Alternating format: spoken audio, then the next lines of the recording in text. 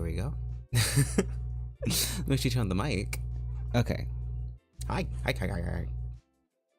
This stream's gonna be more like a documentation of like, you know, of my OCs, or at least my main OCs. And if anyone wants to jump in with like their own OCs in the comment section, or like, I don't know, just blathering somewhere in the Discord, which is down below. I'm pretty sure I linked it. Go right ahead. I actually really love all kinds of OCs, as well as like, I don't know, just the lore around them. But anyway, this is gonna be a really scoffed presentation, basically. Not really meant to be clean, just because like I'm testing some stuff out this stream that you're probably able to notice, but not really. Basically, I have a new filter for my mic. I say filter, but basically like something to make me sound a little better, and I hope that it doesn't make me sound awful. I'm also playing music in the background, as you could hear. And I'm also, like I said, trying something new by downloading images and putting them into the program, Streamlabs, because like I'm worried that if I open another program, the stream will crash, and I'm already worried about how like laggy it looks from an outside perspective. So yeah. You'll grow nervous. Well, anyway, let me see if I can get them up.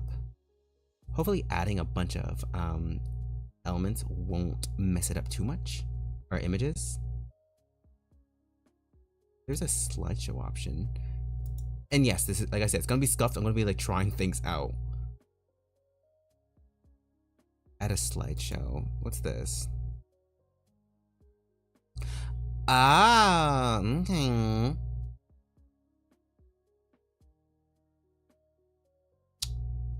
Okay, sorry. I was just looking at it. I'm not gonna do that. Looks too much work. I'm just gonna add images one by one. Here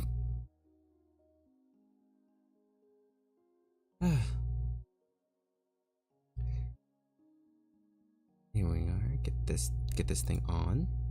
Add a new source.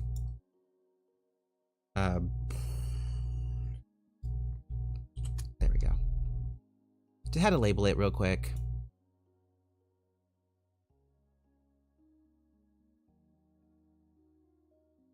Here we go.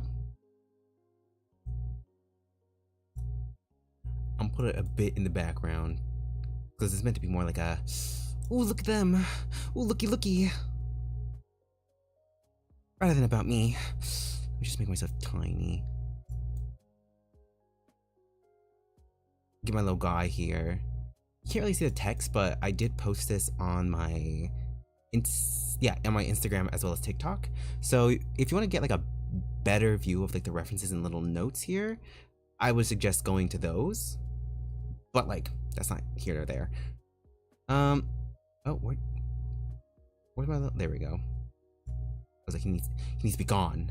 God, disappear. Are we over here? Or here? Where'd she go?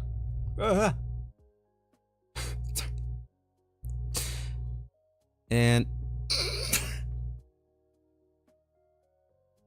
sorry, you couldn't hear that, but I heard Titan in the background. Anyway, I guess to start out with the whole premise, I would go with the other image, but I forgot to download the main image for the thumbnail. Wait, what am I saying? If I have the image for the thumbnail, I definitely have it downloaded. Is this? There we go. Okay. So, my comic is obviously called Blank Shot. I actually took a while to design this this logo, because I wasn't sure what it was called. It was originally called A-, because like the premise was like they were all already seasoned assassins, but the thing is that the main character is supposed to be part of a specific group of students called, where they were graded by like, or put in their groups by their grades. So they would have been A-, while there's gonna be an A+, which would have been like a rival group. I wouldn't say rival, but you know, same goal, different, you know, different vibes, because like they didn't like each other, and it would have gone down from there. and the groups would have switched around every so often, but because of how they were as students, it would remain very consistent. So like they didn't really like change up very often. But then I realized that that would have been a little too complicated either way. And so I scrapped the idea and basically rewrote everything to start from the very, very beginning, because the story would have technically taken place like in the middle of like the school year, or like the school years, because the story I do have planned for it to take place in like over 4 years. It's basically like college, but like, you know, just kind of that in between. I don't know what they're called, but there are schools actually like that where it's like between college and high school, I think. Anyway, it's a fictional world. I can make things up either way. um, but yeah. So, the premise starts out with agro, or they, them, or thing. Where are they? That is not the slide I want. Where are you at? There we go. Ooh. Agro Pasha. So I do say Gura, but like technically Pasha is whatever. They are biologically male, but like they don't really care either way, and they do present more femininely. So I don't really care what kind of what pronouns you give them and such. Also, give me a second.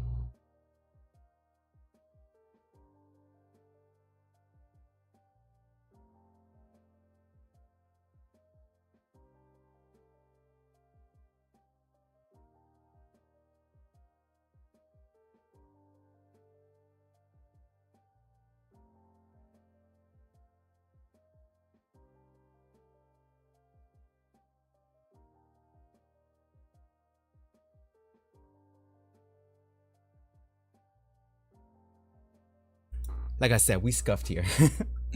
But yeah, um, yeah, Pasha has no specific pronoun preference. But I guess if they were to pick one, it'd be specifically they, them. And he, him.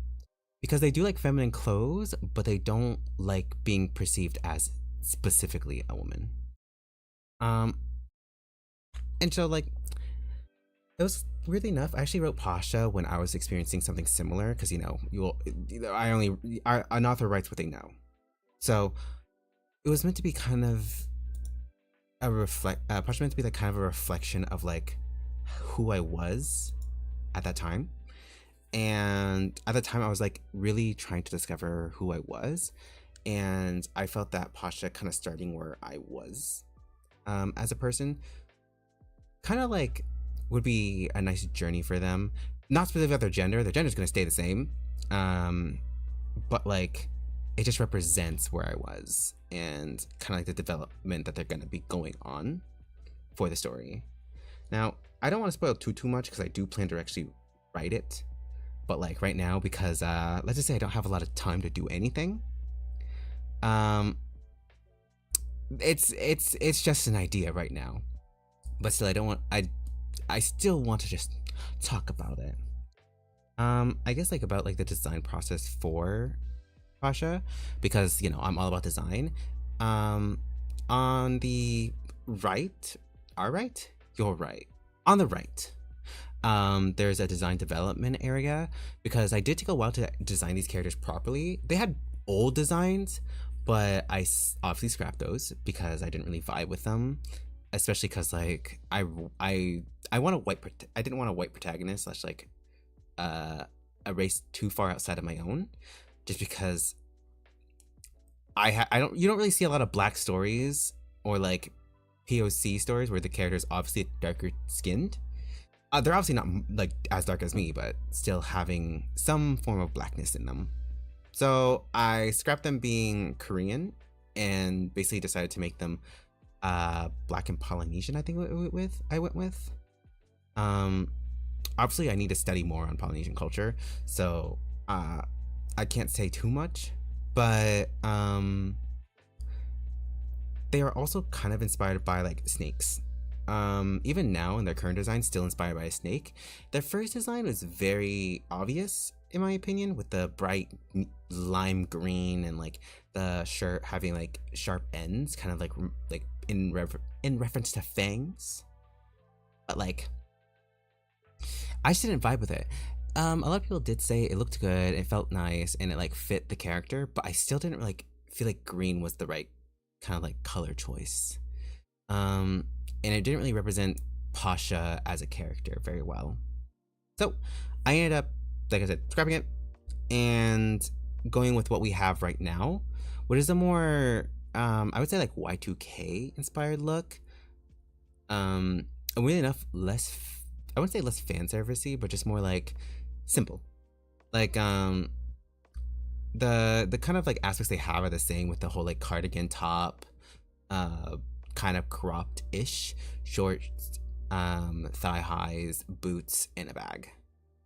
Their face and body and hair are exactly the same, just because I really did like those aspects specifically, and I always designed them with shorter hair, so I just kept it, and it still very much worked out.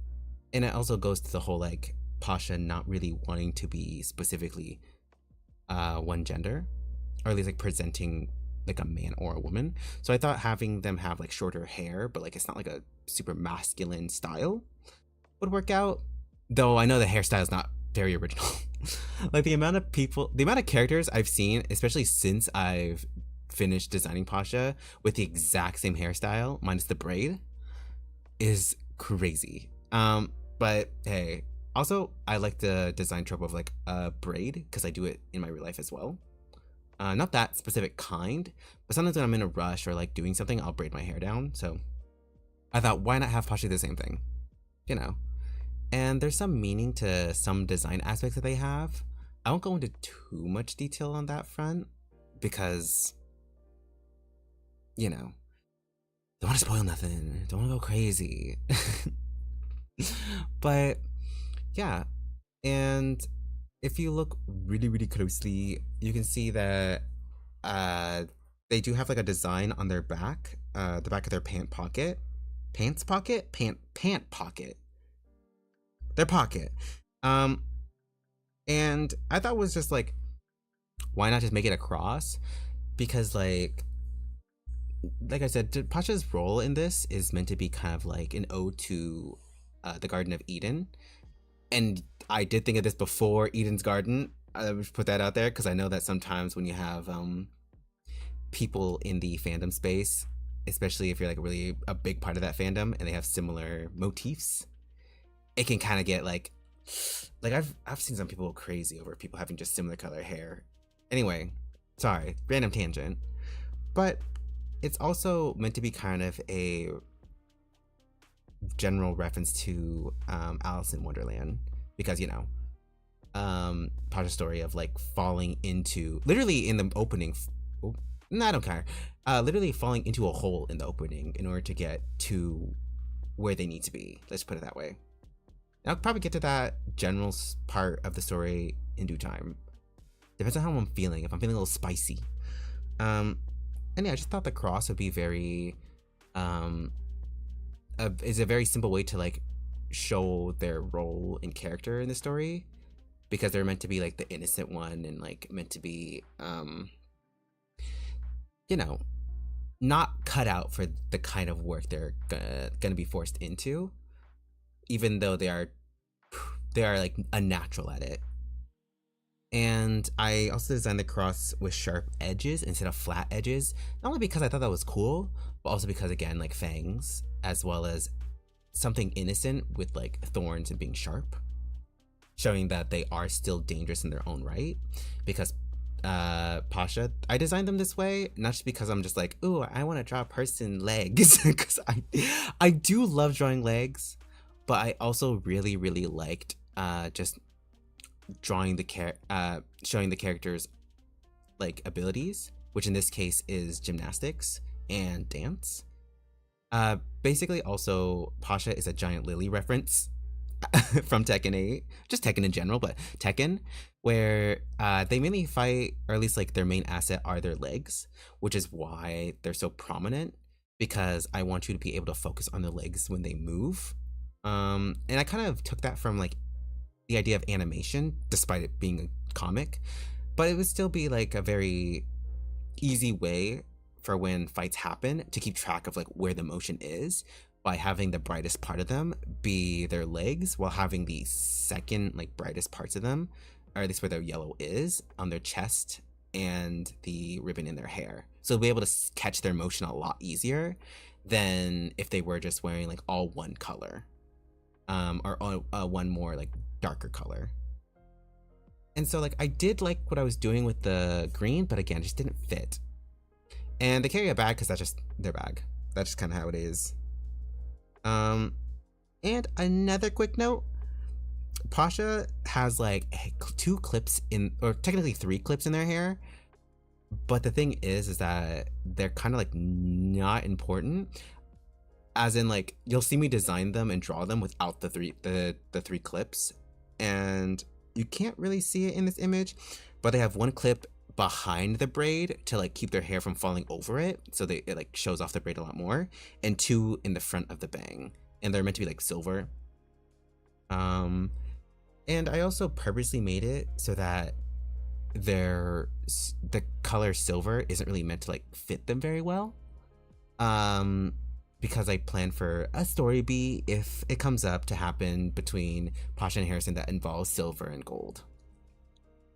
Anyway, I think that's kind of the general gist of like the design process, but like, and like how I went about on it. But also as for some like story stuff specifically, how this kind of starts out, again, I'm trying to make it so it's not too spoilery, because like I do really want to make it and like everyone to enjoy it without like me walking through the story straight up. But Pasha loves ARGs. They love adventuring, and they even do like what's the word? They sometimes explore abandoned buildings with their friends. And I haven't designed a friend group, but I do have a plan for one. And like a side story as well with that, for when Pasha goes missing. But you know, that's not really important right now. But yeah, they do go about their hobbies just like on their own. They're very independent, and their mom lets them be very independent, despite her also being kind of a worrywart.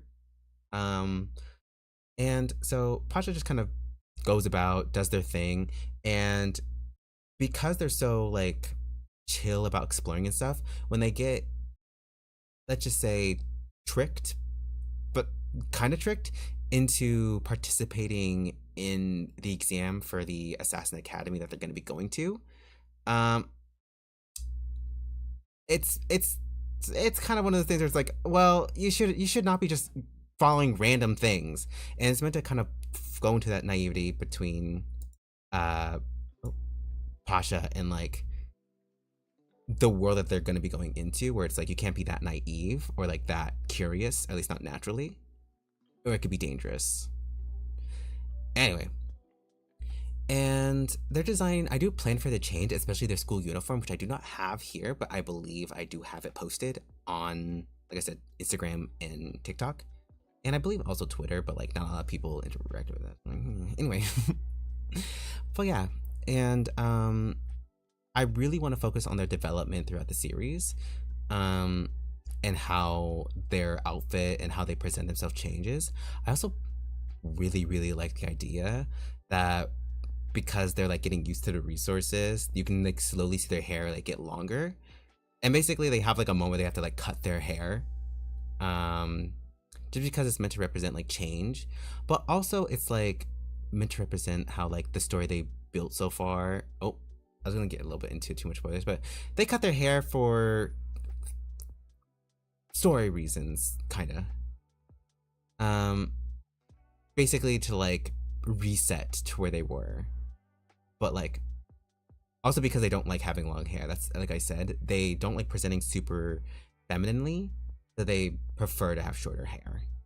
Also, they cut their hair themselves and do their hair themselves. It's naturally curly, but they basically damaged it to hell just so it's easier to manage. And that one is straight up just a me insert, because like I designed them with straight hair, with like kind of like wavy straight hair. And I was like, what's an explanation that wouldn't involve constantly like getting their hair done, which they could technically do, but it's like, what's something that they would do? And I kind of just inserted myself in this aspect because I do this. I basically damage my own hair to keep it straight. And then like for some reason it still turns out feeling like healthy. So I'm just assuming. So I just put that on them because easy, fun, it makes sense for their character because they're kind of weird and wacky. And yeah. But yeah, that's I guess like the general blather again around Pasha. And now moving on to the secondary character. The love interest, if you will. Where the frick is there we go. Let's switch these out. Here we go. Yes. Harrison. I love Harrison. I usually put the story summary here, but since I want to blab about mainly their designs, since that's what I'm good at. I'm so sorry. I don't know why I did that. But yeah. So Harrison is meant to be kind of like the opposite of Pasha, where I kind of went into this a little bit, where Pasha's life is very free. Even though their mom worries about them and does keep them checking in, as long as Pasha keeps in contact with their mom and like, you know, just saying like I'm safe and all this stuff, she doesn't care what he does, where he goes, within reason. And ooh, sorry, one moment. There's something that's happening.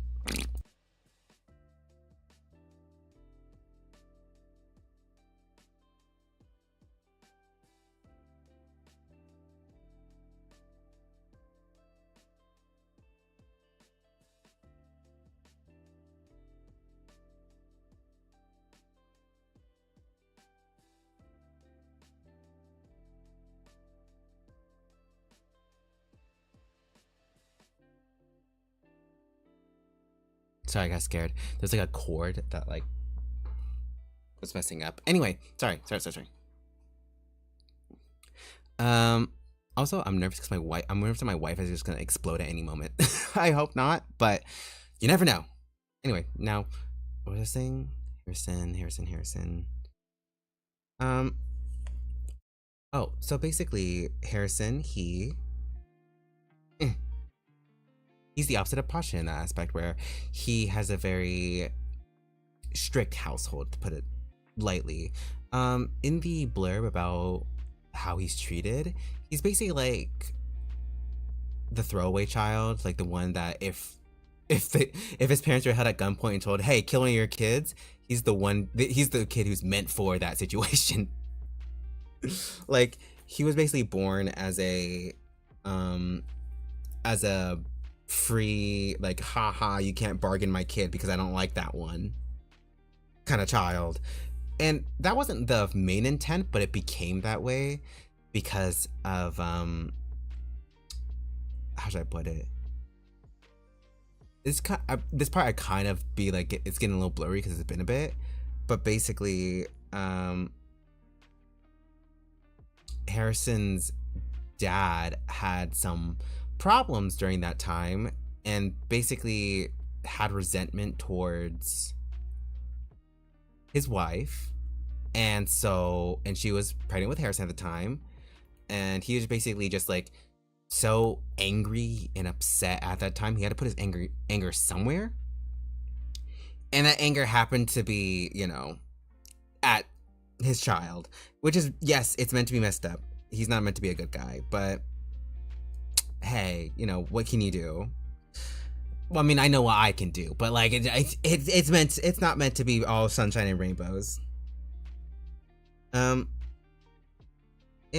so he was basically treated really badly for his entire life. For a good portion of it, obviously this stuff isn't like known information. Like he knows that his parents don't love him as much as his other siblings.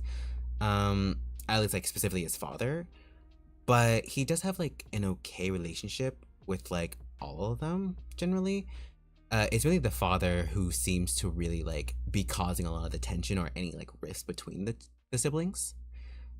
He has, what's it called, like three brothers. Let's see, one, two, yeah, three brothers and a sister. And I'm not gonna go too deep into them because character stuff, but basically he just doesn't have the best relationship with at least actually, again, he's fine with them, but he doesn't like them very much. They're not the closest because of their situation. And at some point he basically was shipped off to military school because they were like, well, if you're not useful, we're gonna put you into at least doing something for the country, or like coming back to be able to like protect us slash like whoever. And basically he put all his effort into that because it was like, oh, it's that hope that I could be better, or I could finally be loved for one thing that my siblings aren't doing. Because another thing is that because he's put under so much pressure and like so many like awful things, he kind of fell behind a lot of his siblings. Like some of them kind of own companies or have ties to certain underground workings. Let's just put it that way. And some of them are like technically the faves anyway, so they don't really need to do anything just because their personality is like pleasing enough. So Harrison was always like kind of the one falling short, especially because of that stress and pressure. So he ended up trying to just be a really good soldier and fighter, and in the process he develops a forte, which I'll get into that when I get to maybe the uniform section, or like maybe a bit into this. Who knows? I keep saying I'll get into it in a bit, but like I could talk about like right now, but at the moment, until I figure out a way to like word it later and fit it in. Anyway, but yeah, onto his actual design process. It's funny because originally he was meant to have like a really bright purple suit with red violety straps that he doesn't wear. And the purpose was to show that he is a fun person deep down. He's kind of a nerd. If you were to remove the like all like mystique and all that stuff, he likes comics, he likes manga, he likes animation. And if he wasn't like, you know, going into this whole situation and he actually had a family who like treated him well, he'd probably have a passion for art and like animation specifically, and would have been one of those like kind of nerd jock dudes who like, you know, really buff but like neat but like, you know, asked his girlfriend to be like, hey, can you order this for me, but obviously, you know, he had to toughen up and not be that. Only in a world. Though in another AU I did have that if he also had like a really loving family, he'd also be like a fuckboy with the if he had kept the confidence. Anyway, and that's why the design is like so bright, because he literally is just that way, just meant to be like show a little bit of fun. But I scrapped it because I was trying to think of the context of the test that they're going to and how he perceives the test and how a lot of the students perceive it. And a lot of times they perceive it as very formal, but also somewhat of like kind of their death sentence. And Harrison specifically felt that it was like he was giving up who he could have been, like a final like goodbye to like being a person outside of what his family wants. Because before he joined it, he was like kind of holding on to the hope that one day they could love him. But when he finally got into the exam, it's like, or like was like told you have to go to the exam where you will likely like die, or at least have the big possibility of dying and continue to have that possibility. It's like oh well, I guess it's time to give up.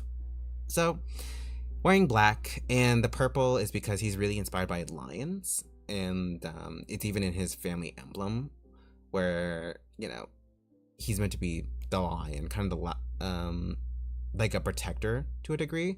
Like I said, he is a good and chill person deep down, but it's kind of hard to present that when you've been trained all your life to be cold and was only met with coldness and not love.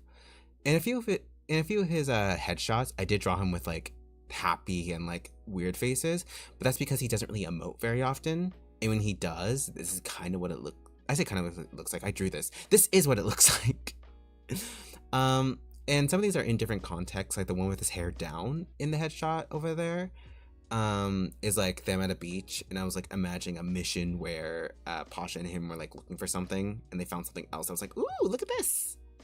But anyway, he has like burgundy eyes rather than straight up red, because I was thinking of like what would really work, because like a lot of times when people have like a non-feeling kind of like, I would say evil, but like, you know, like bad boy character or like really strict character, they tend to have them look overly cool looking, like the bright red eyes.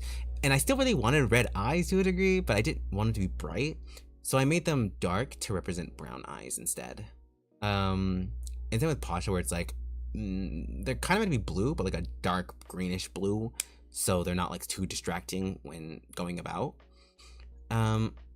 And I gave him like cute little lashes, because I like a man with lower lashes. That's just me. I like a man with lower lashes. And as you can see at the very top corner, he has a little headshot where it shows his hair birthmark. Now, his father has one as well. And I believe one of his other siblings does have one of them. But the thing is that Harrison keeps it hidden for most of the time, because he does not like his father, and he doesn't like how similar they are overall.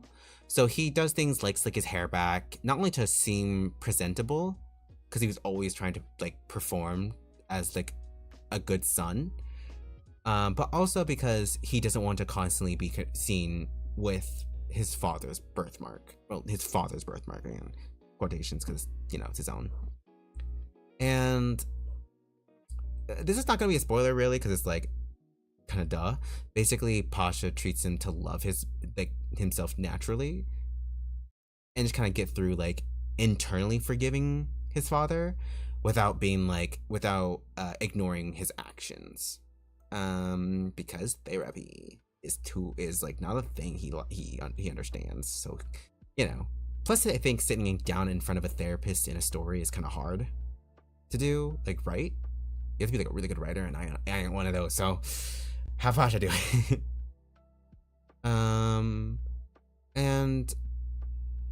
As you can see from like his old design as well, like, sorry, I keep going back and forth. He was meant to have more of like a baby face, and then grow into an older looking face. But then as I was kind of like nearing the end of his design, and also like from how often I drew him and how I drew him, I realized I already kind of default to make his face older. And with the stress and like what he's been through in life, with like losses that he's seen or like that really hit hard, I feel like he'd look older than he actually is, which I believe I put at like 19 going into 20. So he looks a lot older than what he is meant to be. So I just basically scrapped the baby face and may keep it for like a flashback like in his younger teens. But other than that, besides the facial hair, but other than that, you know, he doesn't have a whole lot going on. A little tidbit is like he likes to wear suit pieces just naturally. And I already have like I think y'all seen it before, where I have a whole Pinterest board of just his outfits he'd wear, especially after he'd break free of the judgment of his family and worrying about their love and their attention, and just decide to live for himself. Because again, it's not really a spoiler, because duh, I feel like it's kind of a natural progression for a story for him. Because also another thing, I like happy endings. I don't like sad endings. But I mean, I will definitely be putting some sad endings in there for some characters. But like for him, I just feel like he needs a happy ending specifically. Anyway, he also has like silhouettes that like are pretty boring, I would say, and that's kind of on purpose. I love kind of overly designing characters, but I know for a comic I have to like pull back, especially for a character like him, who mostly puts his creativity into suit pieces rather than any other clothes, because like the only times he wants to be seen, or at least like when it comes to like his family, is when he's like well dressed and put together. Plus, they naturally kind of always are slightly well dressed. Maybe not like full on suit every time, but like, you know, he wears like a button up to relax in his own house, you know. Not even a loose tie, maybe even like a tight, like a whole tie. Like he looks like he's going into an office. In his workout wear, it's pretty basic, you know, like the half, like, what's it called? What are those called? Those like legging thingies that are like for sports, and then like sweatpants or sweat shorts or gym shorts. Goodness, basketball shorts. What are those called? I don't know, but yeah. And like just other kind of somewhat scrap silhouettes, because like I know he doesn't wear a sweater very well. He doesn't wear a sweater in his free time. He wears a sweater as his uniform. He would have worn a button up, but he chose a sweater because he felt it would be easiest when getting ready. Especially because it has a similar silhouette to a button up. So yeah, and not gonna lie, I forgot what his what that thing on his the words on his butt as I say button. It's like the clasp thing to his necktie thing. I don't know what those are called. I make designs and then I kind of figure out what they're called later, but I still haven't figured out what it's called. That's a lie. I figured out what it's called. I just don't remember. So, on to the next characters.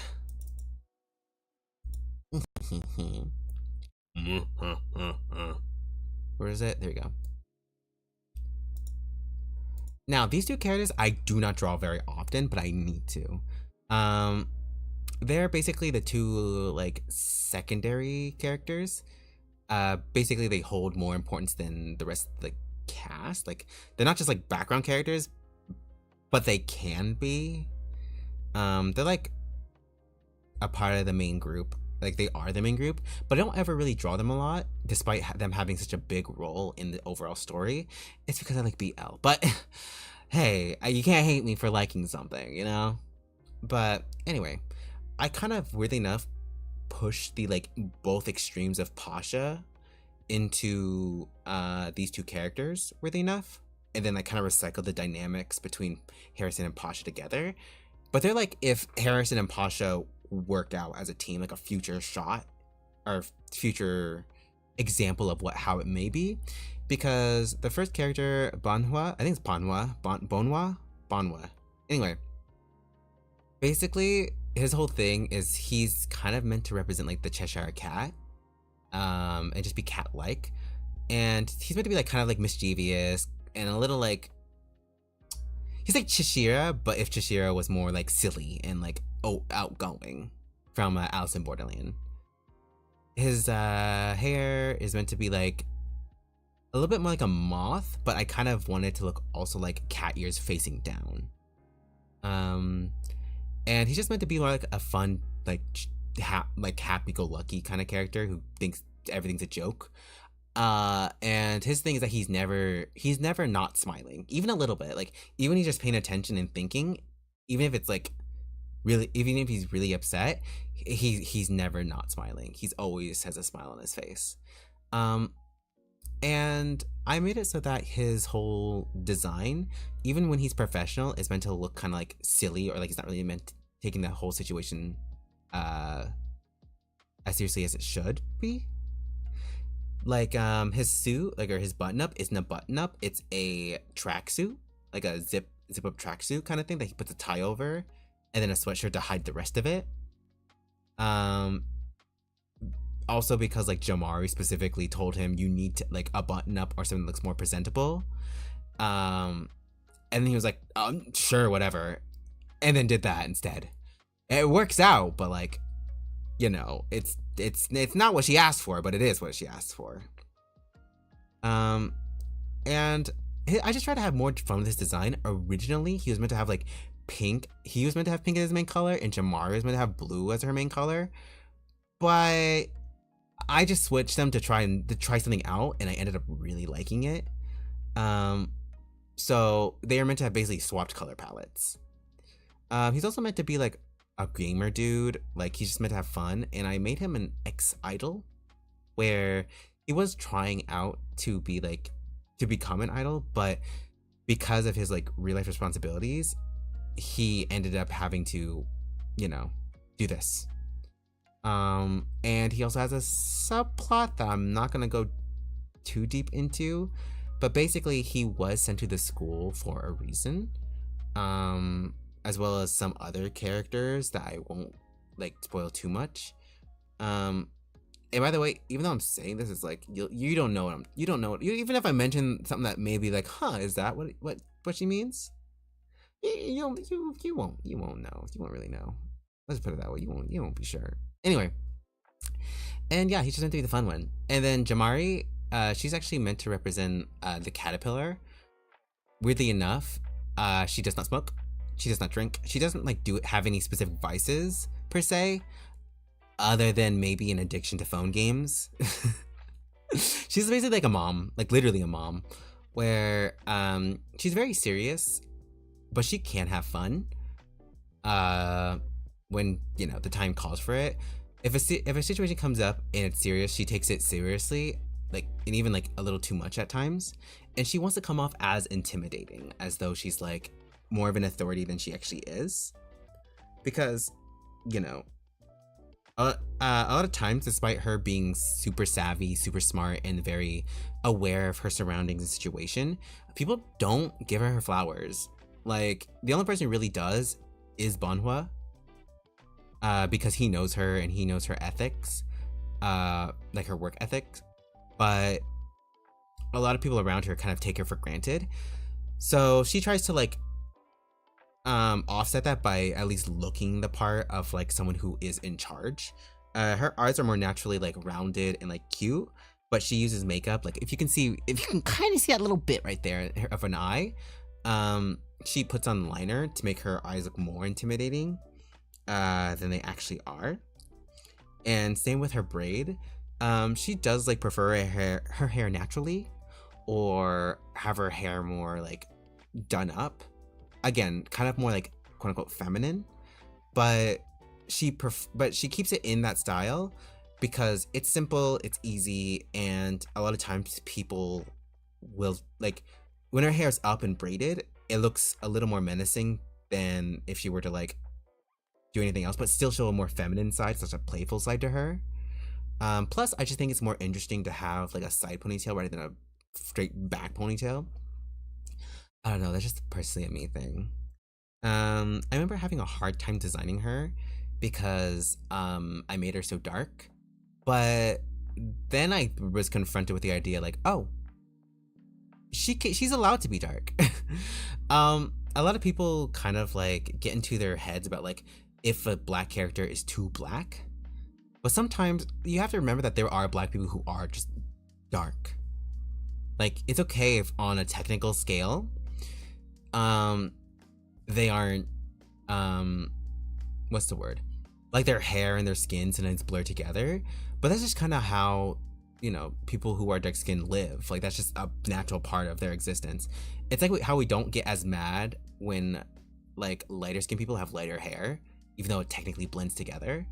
So I just kind of was like, forget it, straight. I'm gonna make it realistic. Plus, when I actually add highlight to her and like depth, you can tell where like what she looks like and such like that. Like she's not like just a blob.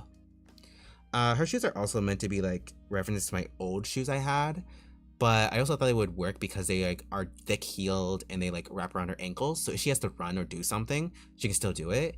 And she also has like basically a side satchel, with just in case stuff. But because it's so small, it doesn't really count as an item. So she's allowed to bring with her into the arena, which we may get into in a bit. So when she's like in a situation, she actually has that little satchel, even though technically she shouldn't be allowed to. But because it's so small, they didn't consider it, a threat. And she's really small. She's not really small. What the fuck? And she's really smart. There we go. 2 S words, goodness. She's really, really smart. And the thing about these two is that they both have like developed fortes. And the thing is also, I thought of the title fortes before Rain Code. Let me also put that out there because this story's been in development for a long time. I say story's been in development. I mean, like, I've been thinking about this story and writing things down for a long time.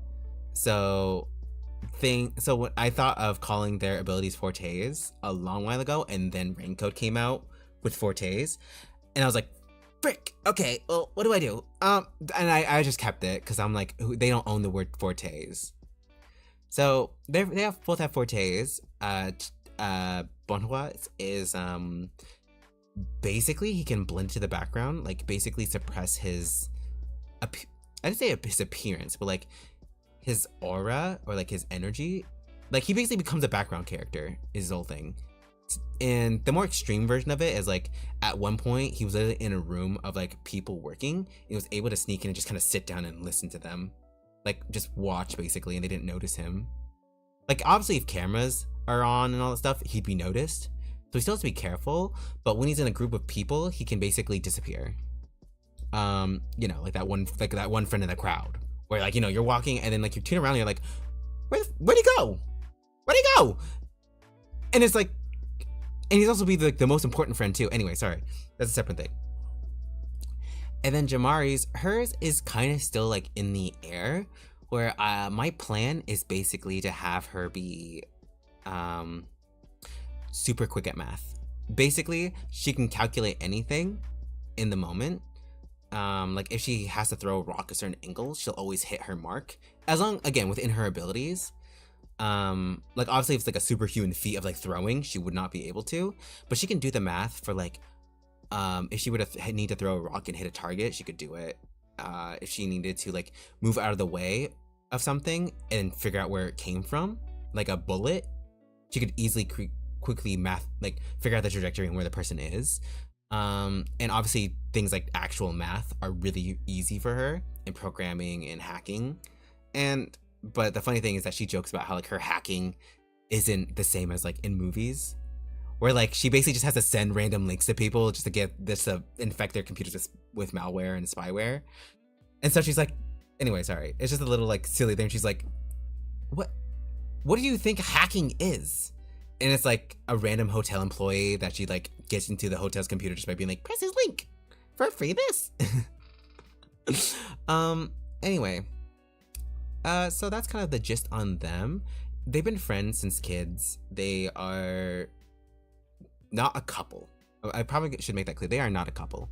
I know a lot of people I've shown them to ship them together, but like they're not into each other like that. Jamari is a Lebanese, and Banwa is bi, but like he mainly leans towards women. But he's very aware of like platonic and like romantic feelings, and he has only platonic feelings for Jamari, luckily. So they don't have no weird tension or nothing. They're like really comfortable. Like they're the kind of friends that if they made a pact being like, we'll marry at 30 if we don't find nobody, they'd stick to it, you know, but not in like a weird way. Anyway, that's on them. Now we're getting to the more smaller characters. These are the main characters outside of the main cast that are kind of important. I can't get too deep into detail with quite a few of them, but they are they do play a role, at least within at the very least in the first arc. The girl in the pink, basically her whole thing. Also, I don't think I give them names. Yeah, her code name is just Mouse. The guy in the middle is just called Penguin. And the other I called him Capable Asshole Dude. That's it. His code name is Capable Asshole. But starting with her, basically, she's not a fighter. She's a runner. Like she can fight, but like that's not her thing. She tends to get out of the way and get out of danger. Kind of like Jamari does the same thing, where she can fight because they all kind of have to most of them by default have to be able to defend themselves. Oh, and you know what? I forgot one character in here. So I'll probably have to add them in a second, but yeah, basically her whole thing is that like she does online investigations mainly. She's basically like Nancy Drew, but like not like low key evil at times, but like still like overall good, like does good overall.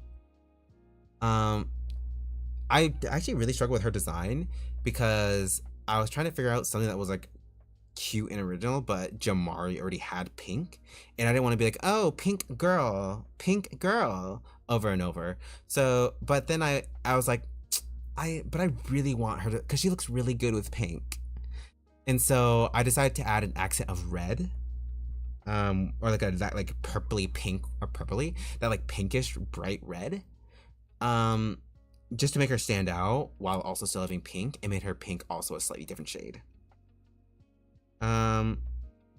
I believe also I got some of her inspiration from a Roblox character. Her general role in the story is like, let me try to word it. She basically is just a background character that does a few things that are notable. And then you have I got just penguin inspired dude. They're all, like I said, inspired by animals. Despite her head being looking like a bear, it's a mouse. It's a mouse on her hat. But anyway, penguin dude. Basically, he's also very much just a guy. He's actually meant to be like paralleled with Pasha, which is why their design looks so similar to Pasha's really old design.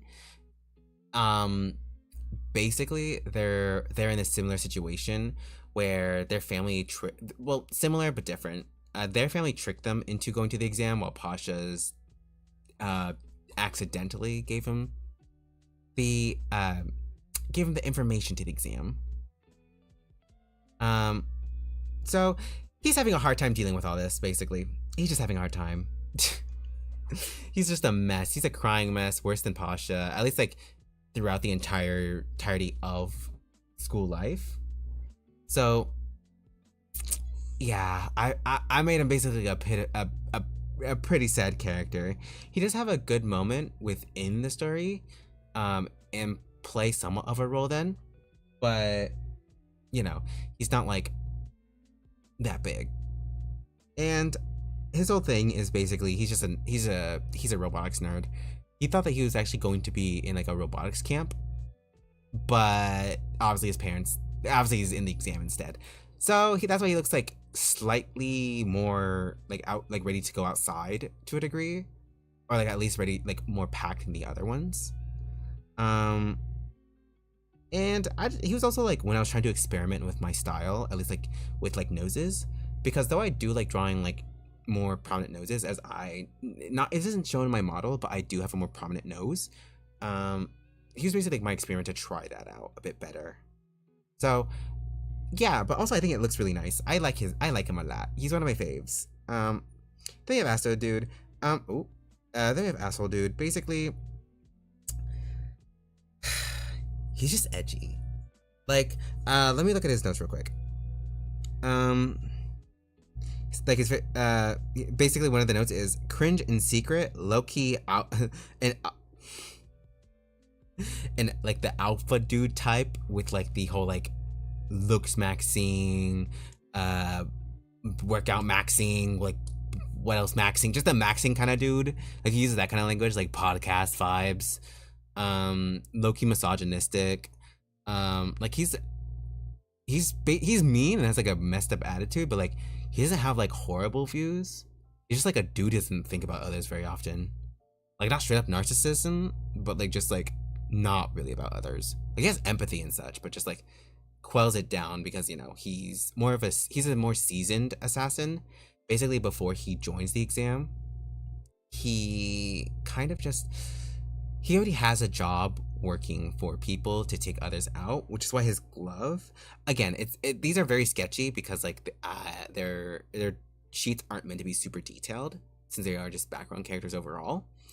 But yeah, his glove, which is black, basically they found that the skin of his hands, or his one hand, is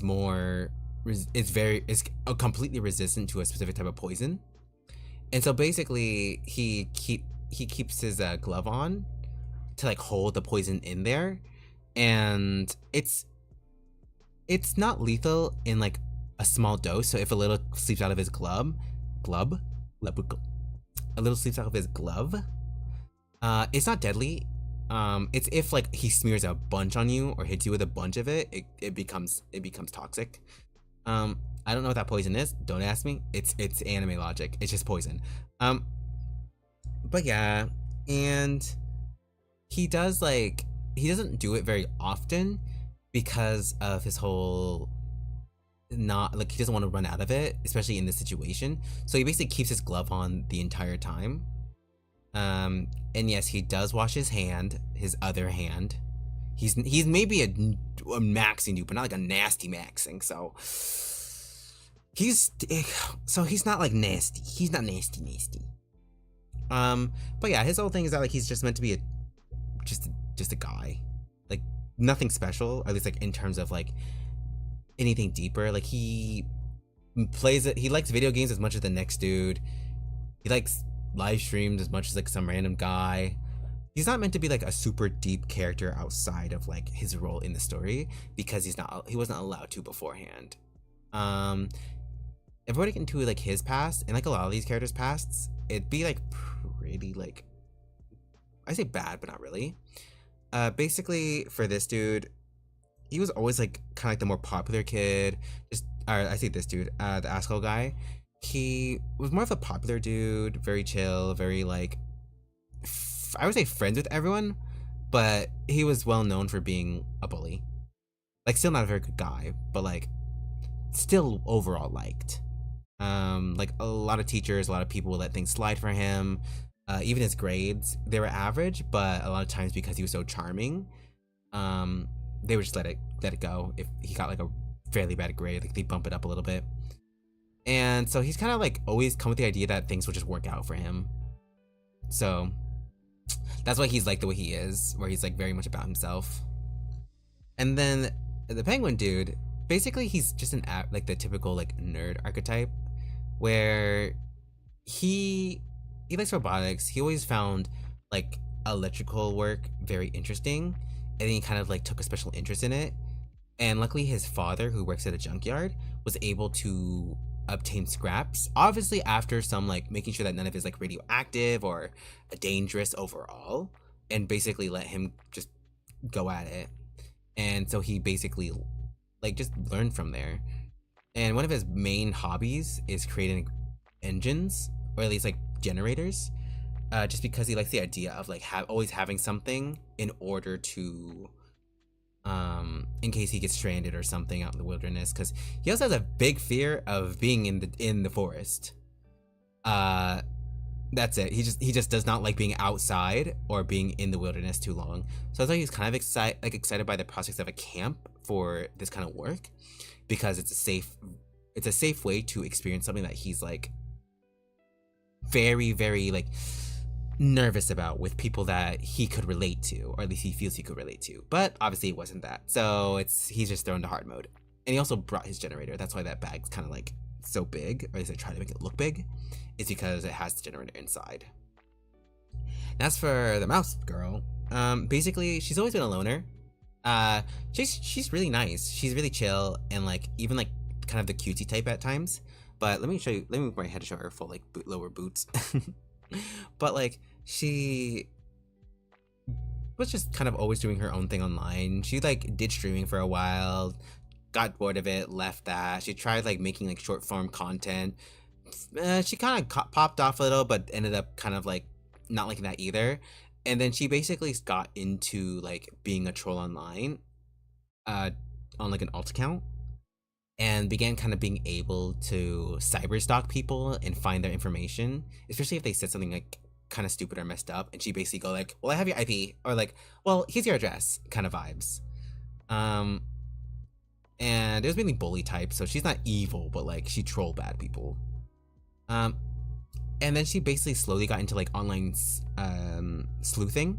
I was saying spooping, sleuthing, and she built a career out of it. And her whole thing is that she was anonymous online, and that like she again wasn't known in the same way as like an influencer, but like I guess in the same way as like an online ghost, or like myth. Kind of like how people treat that one dude in VR chat. What's his name? Proximity chat. There we go. That dude proximity chat. How some people see him as this mythical guy who like kills people in real life somehow, despite that being insane. So basically that's her kind of vibe, where she just kind of like does her thing, but people see her as like a mythical being who's killed people before, when it's like she just found their information because they've done something bad or like needed to do that. She's kind of also like amoral in that like she'll get the information she's paid, and depending on how bad it is, like as in like what the person's using it for, she'll let it slide even if it's like kind of bad. But like if it's super bad, she'll just be like, nah, I ain't taking that. So yeah, that's kind of like the general gist of these characters so far. And I'm surprised I've been yapping. I know this is a yap sesh, but damn, I've been talking forever. Also, I realize it's gonna be a bitch if I make this an edit because the music in the background. To extract the audio.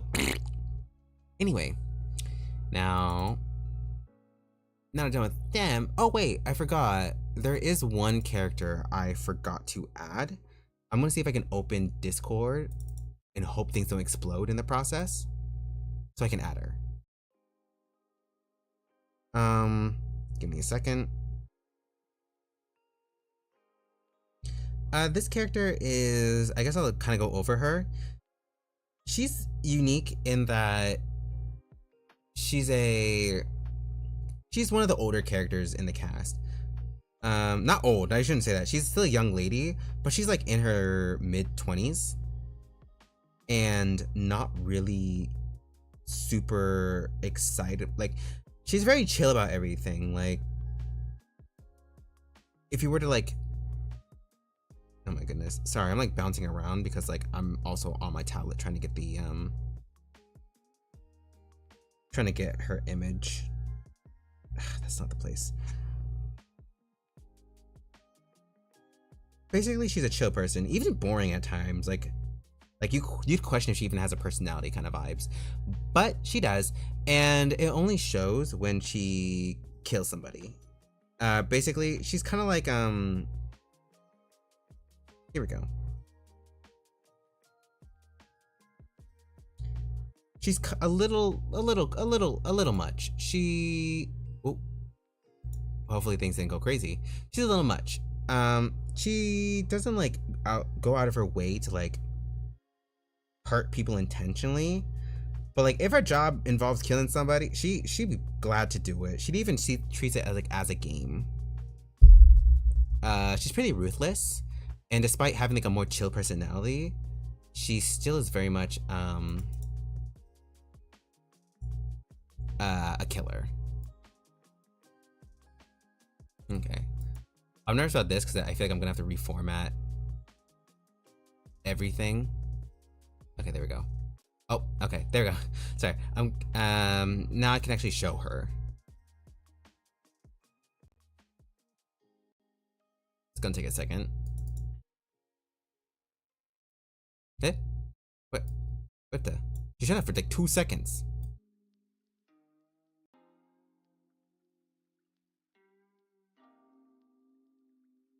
There we go. Okay. I want to resize it later, but here she is.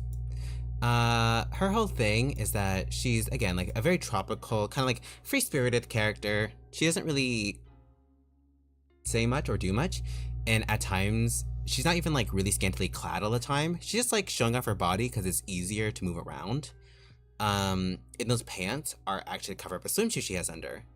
Basically, I have it that midway through her hobby, she's like, of like going to the beach, surfing, swimming, just messing around, just collecting shells and such. She's like, well, why don't I just go and like check out and try to figure out this puzzle in order to like get to the exam, like just to see what happens. She brought her like her, I guess like quote unquote essentials, which is a sniper rifle. She holds that thing near and dear to her heart. So it's in that bag right there, just in pieces. It's really scuffed up because she just leaves it in there, just tattling about. But yeah, she brings it, she goes around, and then that's when she is taken to the exam. So that's why she's dressed like that. Otherwise, she'd probably be more chilled out. Like I didn't like I imagine more like a slay hippie vibe with like a full shirt, a full like basically just a full outfit. Like she's not scantily clad all the time. But I did want to give that subversion on like the more like, quote unquote skimpy character because we do like a good character like this. Me and Titan love characters like this. So she's one of my faves in terms of designs, in terms of design, and one of Titan's faves. Now, also, oh, I didn't even get into her backstory a little. Like I said, she's like a ruthless person. She grew up kind of like not feeling a whole lot. At least like feeling that like serotonin. She tried different hobbies and different things. The only thing that really like felt good was going to the ocean and swimming and interacting, because like the idea, like the macabreness of the ocean, and you know, just like what is in there and how it's so mysterious and dark, but also so beautiful, really interested her. Um, and again, if she didn't get into like the whole assassin work, she'd be probably a marine biologist, um, or like straight up like does job researching, physically going to the ocean and scuba diving and such. Um, she'd like overall she's a really chill person who just has a special interest in the ocean and just like sea creatures.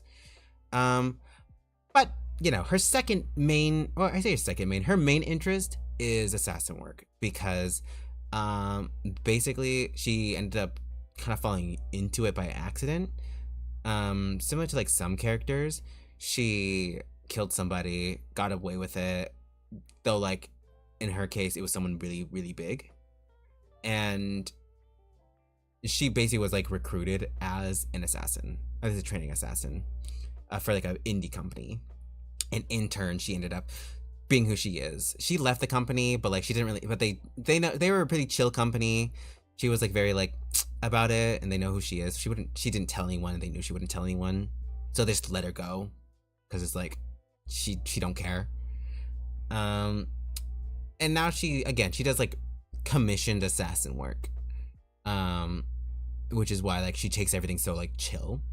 And also the fact she's so chill and like so nonchalant about like the way she carries her weapon, the way she moves around, the way she does everything. She's even with her bright hair and bright colors and like crazy and quote unquote crazy outfit, she doesn't get noticed very often, or at least like picked as a person of interest. Because like who would be so bold as to kill in front of so many people with this look? And with that attitude and with that storage of weapon. Also, sorry, I just smacked the mic. So yeah. Now, finally to school uniforms. Let's make this big again. There you go. So yeah. As you can see, this is probably my favorite school uniform design I've ever done. I do a lot of school uniforms. Obviously, my own uniform is an example. Sorry, I got something in my eye, so I'm itching my eyeball. My eye! Also, Titan, midway while driving, his contact kept getting caught on his eyelid, so we need blink it like shift up and have to shift back down. Yes. So that was fun. Not scary at all. Him going like while he's driving. Well, anyway, as you can see, there's two separate uniforms, girls and boys, but the thing is that the school doesn't technically have a specific uniform you need to abide by. Or it's like mix and match of them. Like that's not specifically the girl's uniform and that's not specifically the guy's uniform. You can switch out pieces of the uniform and even like modify your uniform for more personality. Since the school, how it works is surprisingly not very militaristic when it comes to daily life. A quick history on the school. It's basically like the school itself isn't super old, but the organization behind it is. And through the school, they kind of like realized how to best keep people in their program to be assassins, which is like keep basically giving them enough freedom, even like small freedoms, in order to, you know, be happy and be healthy, but also do what they need to do. Basically, they pay the students. They give them they give them creative freedom with their uniforms, their ways of like doing their work, and even making a lot of the assignments very physical, so that it isn't just sitting, reading, and writing, making it super boring and all stuff. And even some points, it could even be considered like low key, like too much fun. Basically, it's like this. No school education or curriculum is like this, at least at this extent. But it's because without it being so fun, obviously a lot of people would want to leave. And or if they have to stay, they'd want to find a quicker way out that may not involve them living. So they try their best to basically keep it so that the school feels like somewhat almost like a utopia at times, because they want people to stay. And so that involves that, like, allowing people to be creative. Even being online, the only thing that needs to be done is you have to have a school mandated phone instead of your own.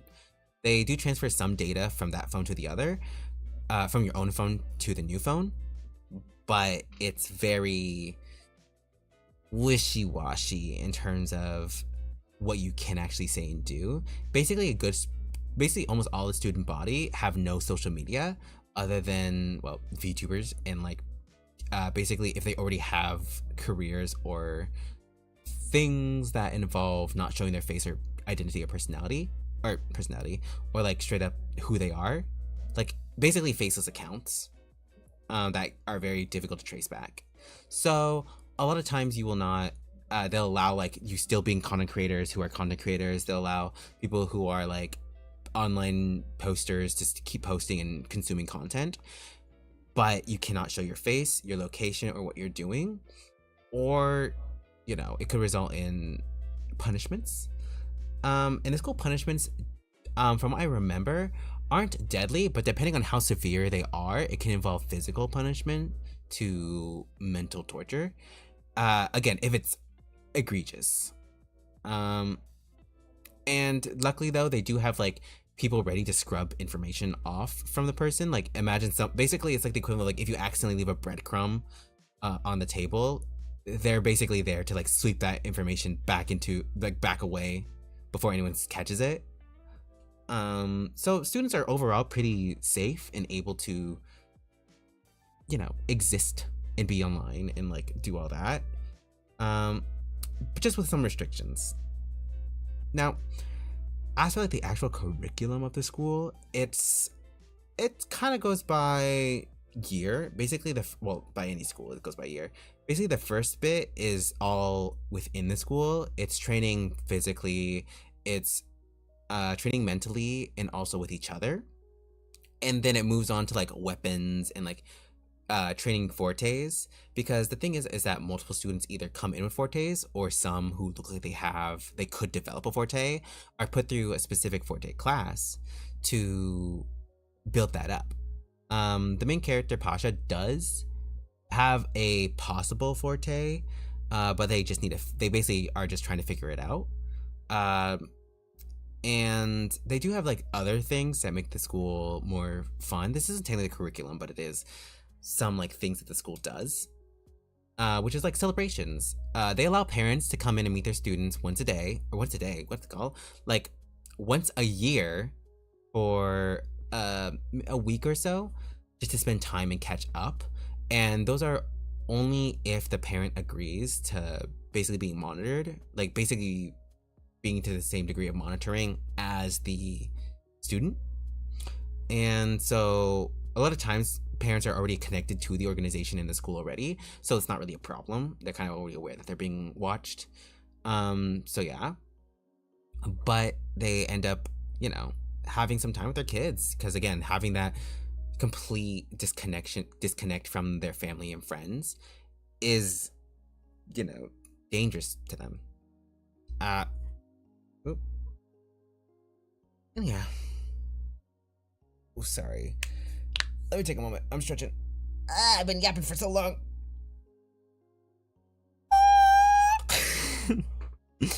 Oh yeah. But yeah, And um and through this, a lot of times the students are able to just have like their own pick me ups, like their own moments. Like they're allowed to drink during these celebrations, and even not on the celebrations, they're not specifically allowed to drink, but like they'll let some drinking and like, vices slide as long as it doesn't affect their education. Um, and certain things like the payment I mentioned earlier, that's also monitored. Students, when they're at the school, they get like a quite a modest payment for being there in the first place, as well as their families. Especially if that student ends up dying in some way through the program. So that's kind of why a lot of students are there as well, because it gives them benefits, or at least the parents and like guardians and stuff benefits if the student goes through the program, and especially if they pass away. Um, and along with that, I guess skipping back to like the celebrations and all the stuff and benefits, they also have holiday specific celebrations, where they basically the school basically acts as a mini town where it transforms itself to be a place to celebrate and just have fun. I guess a good example is like, also remember this whole story is meant to be like, it's meant to be me having fun and enjoying what I do. The movie Halloween Town? Well, basically during Halloween it becomes that. They basically have staff dressed in costumes. They have decorations everywhere. They have like, even if it's like there's not enough leaves on the ground, they'll even create faux leaves, or like pick leaves off early and dry them out to make it look more fall-like, and just change the whole color palette of the entire town in order to fit that aesthetic. And same with Christmas, is that they'll aim to at least make it look more Christmassy than it is. Like, yeah, of course, things like snow will melt, but they try to make an effort to, make it feel like a natural Christmas / winter theme. I guess the best way to put it, it's like those Hallmark movies, and even if the snow goes away, it's like still very Christmassy and very cozy. Same for like things like Valentine's Day and like all that stuff, and they give student benefits, even the ones who aren't like again for Valentine's Day don't have anyone. They have like little programs where students can connect with each other and just be friends and all that stuff. And again, this sounds very mushy and a little too like hopeful and like cute, but that's kind of the point, because they want these students and people who submit themselves to the school to stay and even like continue on after the school under the company, and make them feel safe despite the horrors they will and are probably going through within the school already. I guess the best way to put it is like, for their first like real mission, I say real mission, but like real exam that has stakes within the school, it's basically they have to mark a target with a pen and take a picture with the target, or of the target with the mark on them. But the thing is, the thing is that they're assigned a person who is a fairly seasoned assassin or have worked in that field. And so let's just say it gets a little messy. No, maybe not as much bloodshed, but just pretty messy. And I already have like a scene that I really like in my head that I'm like, ooh, that's nice. This is so nice. And even a few characters that are important that aren't currently drawn yet. Like there's a bully character, another nerd character, and a few other students that for a yearbook photo I'm gonna be drawing for them. Like basically it's like with their names and such, like the typical American like yearbook look. And then along with that, before we like kind of finish up, because this gap tick is only an hour, or basically 2 hours, and I say only because I'm talking about this with very few spoilers about my actual story and where it goes, because there is an overarching plot, but obviously I don't want to spoil that too much. All I gotta say is that there are some characters that aren't who they seem or what they seem, and so I do want that to be a big surprise, or at least mostly a surprise, for people who aren't like close friends or people who are consuming when and if I make this. I'm hopefully when and not if, but you never know. But yeah, I'll go into the design process for these real quick. It's actually really funny because when I designed these uniforms, my only main goal was this boy uniform having a sailor kind of collar thingy as well, because I didn't like how like the boys uniforms were so boring. And growing up, obviously I had to wear boys outfits, and I didn't like how all the guy outfits had no fun elements, and I thought that at least having that little sailor collar at the back was so fun and so cute. um and again, didn't like impede on anyone's masculinity either. Like it was just like it looks natural. Like you can see a basic cis straight dude wearing that, because it's not super girly. um and so I just thought, hey, why not put it on there? And then as for things like the vest, I also really just wanted like multiple layers. Pardon me. Basically having characters be able to mix and match certain design elements, so I can have like characters in the same uniform with different looks, like even without like crazy modification, like retailoring things or like messing with certain pieces.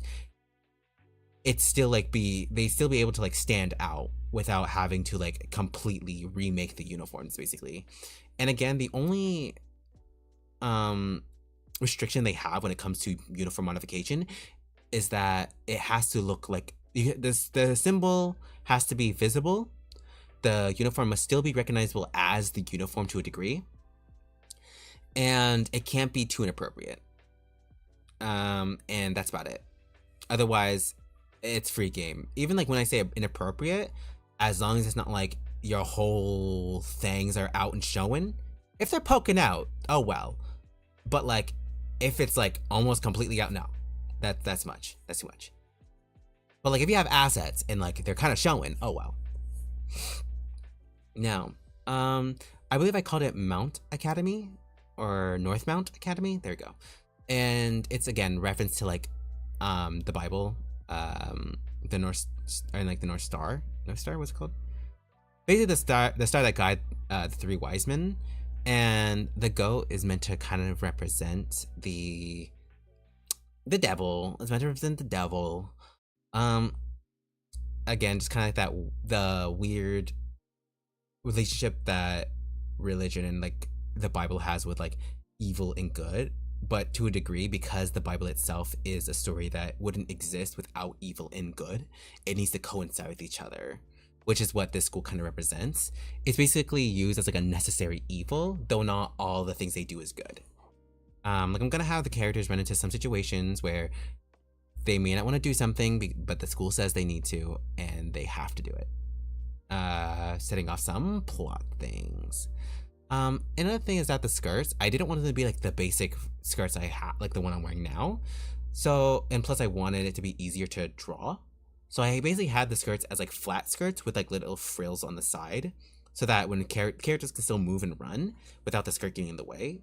And also there are shorts you can wear for this, but most of the time they're like, you have to be tailored, or that they have to be taken out of the skirts, because the skirts does have shorts. And then yeah, like I said, just different types of elements that I try to think of. And you can even see like later on that some of these elements are in certain uniforms. Even in Pasha's uniform, basically their outfit is just the male's uniform, but they cut the pant leg short and rolled them up slightly. And then the blazer is gonna be Harrison's blazer he was meant to wear, but he gives it to Pasha for reasons. So yeah, I think that's kind of almost everything that I need to go over, or that I wanted to go over. I could go more in depth about it, but you know, a lot of people probably getting bored of it at this point. I would go into my own lore, but I feel like that would not only be another like an hour and a half, but also my own lore is still a little muddy right now. I mean, I do have it, but it's still like, for my own VTuber thing, it's like I kind of want it to be like saved for a proper re-debut. I don't know. And so yeah, I hope you did like basically this kind of scuffed presentation of Blank Shot. I was really hoping, for some people to come in and give their own OCs, but you can't have everything you want. And I'm just happy for anyone who sees this later on and or likes my characters already. So thank you for dropping by. Thank you for seeing this. And I hopefully you enjoyed the setup I have right now. Because like I said, this is very experimental. I have things around me. I have a new filter on my mic. I have new background music. And I just hope it feels better than it has for a bit, if that makes sense. Anyway, I'll see you guys next time. Thank you for coming, and bye bye. Ah!